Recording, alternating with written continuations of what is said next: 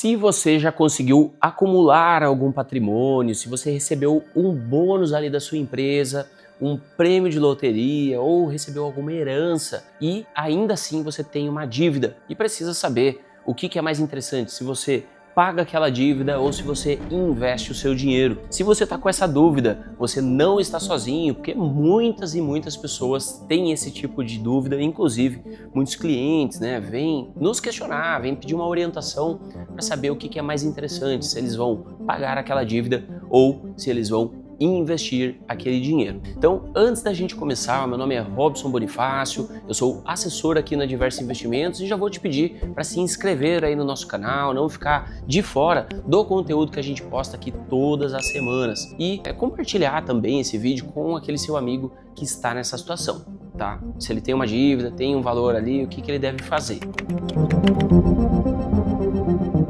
Começando, inclusive, o vídeo, eu acho que é interessante que a gente pondere o que é os juros, Por que os juros na nossa economia ele está tão alto? A gente tem aí uma taxa Selic de 15% ao ano. Então, a gente vê que ao longo desses últimos meses, vamos colocar assim, lá na época da pandemia, inclusive, a gente estava com uma taxa que chegou a 2% ao ano e ela só subiu de lá para cá. Por quê? Porque esse reflexo, inclusive vindo da época ali da pandemia, que ainda se perdura, que ainda não conseguimos chegar ali em um equilíbrio, é o ponto da inflação. Então, se a inflação está alta, você vai ver que a taxa Selic ela vai passar a subir. Por quê? Porque é um mecanismo que o governo tem para baixar a inflação. Tá? Então, se a inflação está alta, os produtos que a gente consome, eles tendem a subir e isso não é legal. Então, subindo a taxa Selic, as famílias, um termo aí que os economistas gostam de utilizar, as famílias elas vão pegar cada vez menos crédito nos bancos e o consumo geral ele tende a diminuir. Como o consumo está diminuindo, a demanda está diminuindo, como a gente fala, isso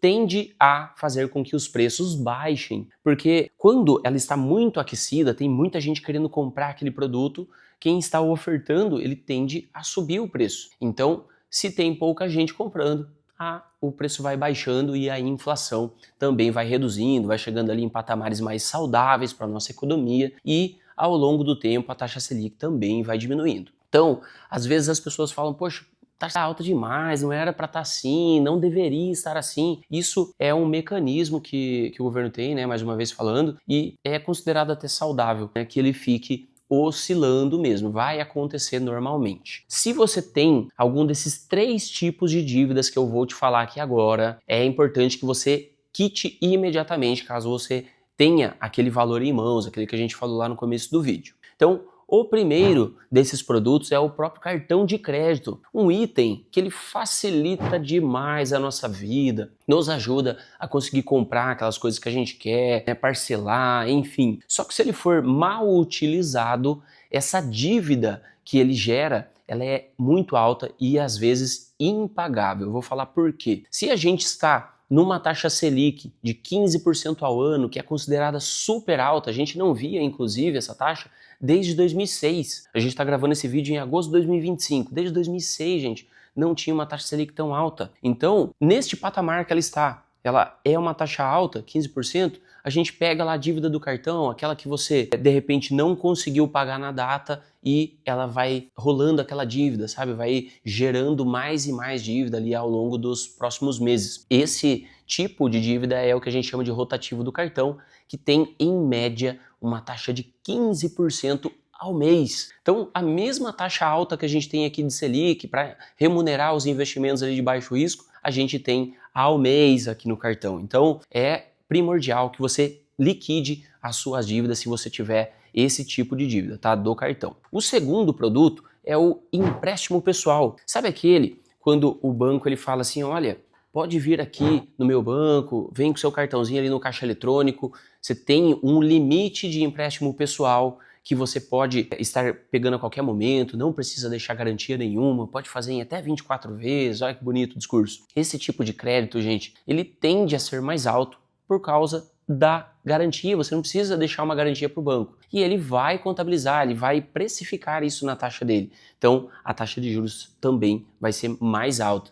E pode chegar aí em algo em torno de 8%. Isso vai variar muito de instituição para instituição. E o terceiro produto que a gente tem para falar é o cheque especial. O cheque especial, ele tem hoje, em média, 8% ao mês de custo.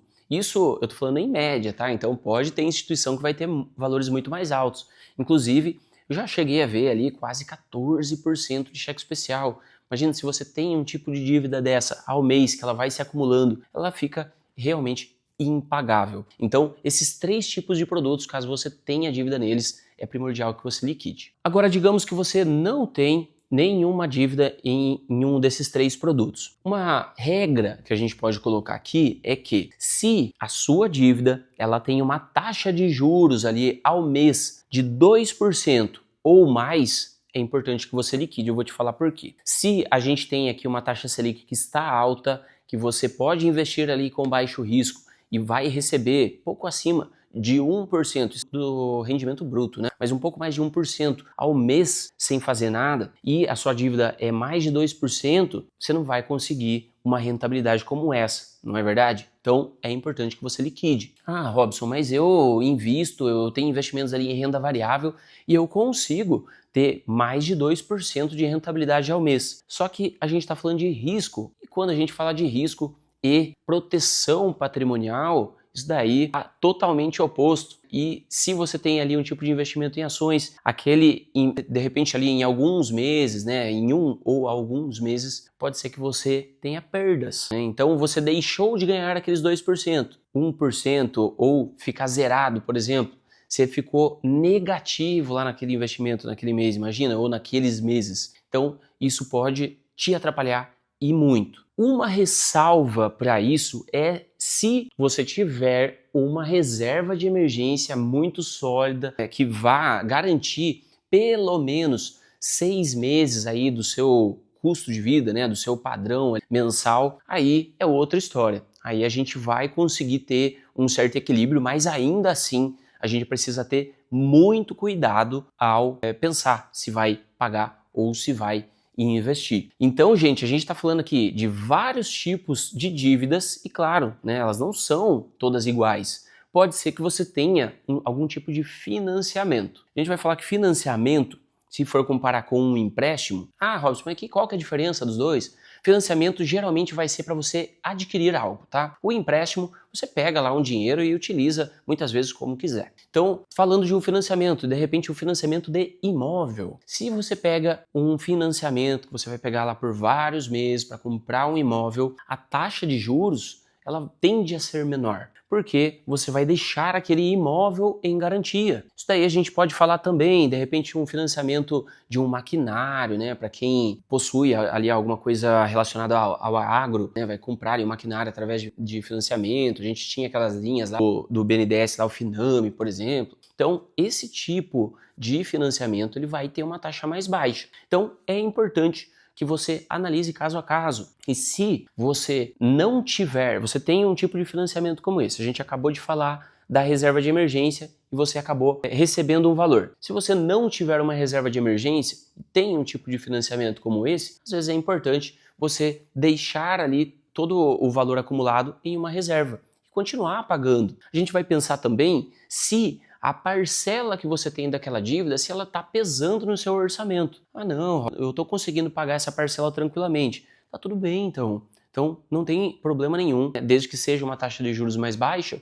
que você mantenha aquela dívida e deixe o seu dinheiro protegido ali, acumulando. Assim você não corrói o seu patrimônio, não é verdade? Então vão ter casos e casos que devem ser ponderados ali ao longo do seu contexto ali, né, da sua vida, tá certo?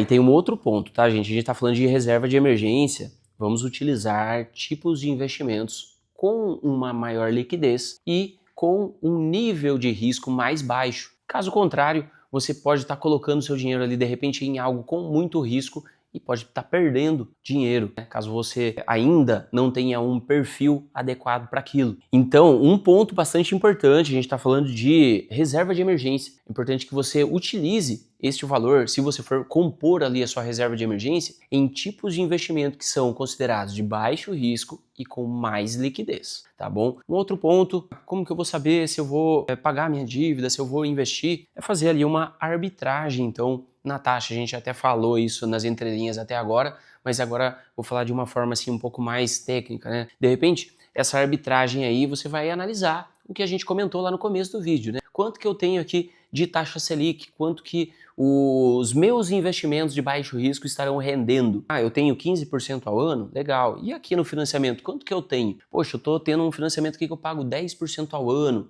tá? 0,8% ao mês. Então, vale a pena investir o seu dinheiro. Falei ali da liquidez, ter uma liquidez mais rápida, porque de repente você colocou em algo pós-fixado, aquele 100% da CDI, sabe? Chegou lá daqui 1 ano, 2 anos e essa sua reserva ali, ela está rendendo por conta da taxa Selic 8% ao ano. Por que 8%? Porque a taxa Selic agora, ela saiu dos 15% e ela está em 8%. E agora, eu tenho uma dívida de 10% ao ano e os meus investimentos eles estão rendendo 8%. Então, é importante você, de novo, pegar o cenário ali e reavaliar, saber o que você vai fazer. Então, poxa, ao longo desse tempo, será que você acumulou mais valor naquela reserva de emergência? Você tem um valor maior que vá te pagar pelo menos 6 meses ali dos seus custos de vida? Se você tiver algo maior do que 6 meses, talvez seja interessante. Você pega aquela parcela acima. Digamos, vamos colocar aqui um exemplo mais prático para ficar mais fácil de entender. Você tem uma reserva de emergência que garante para você 12 meses de vida. Então, você tem ali aqueles custos mensais que você tem e ela equivale a 12 vezes isso. Então, nada mais interessante do que você pegar metade dessa reserva e liquidar aquela dívida. Isso procure não abater o valor da parcela, principalmente se o valor ele estiver de acordo com as suas despesas mensais, tá? Eu estou conseguindo pagar a minha parcela tranquilo, então não abata o valor. Agora, se você não estiver conseguindo pagar aquele valor de parcela, estiver muito pesado para você, aí de repente, né, a gente vai ter casos e casos, mas de repente seja interessante sim que você abata o valor. Mas eu falo isso porque quando você pega, sabe aqueles pagamentos que você faz de trás para frente lá do seu financiamento? Tudo esse valor que você pagou lá de trás para frente, você cortou totalmente os juros de lá para cá. Você tem uma dívida de mais curto prazo com uma taxa interessante. Então isso faz muito sentido para o seu caixa, para o seu planejamento financeiro. Você viu como tem muitos casos ali, muitos pontos a se considerar, vão ter casos e casos para estar analisando. Então não é simplesmente eu chegar aqui para você e falar, olha, se você recebeu um dinheiro, quite sua dívida. Olha, se você recebeu esse dinheiro, invista esse valor. É muito pessoal de cada família essa decisão. Então, pessoal, era isso que eu queria trazer para vocês. Eu espero que esses dados, né, esses detalhes aí que a gente trouxe hoje ajudem você a tomar uma melhor decisão e, claro, não deixem de nos consultar aqui na Diversa para a gente entender o seu caso em específico, fazer algumas simulações. Isso daí é extremamente importante, isso daí fica extremamente claro quando a gente coloca no papel. Então não deixe de falar com a nossa equipe, que a gente está inteiramente à disposição para te apoiar nesse momento, nesse tipo de decisão, tá certo? Então, claro que no mais, aqui a gente tem todo tipo de produto de investimento, produto de crédito, para ficar à inteira disposição para você, tá certo? Então, eu fico por aqui e até o próximo vídeo. Tchau, tchau!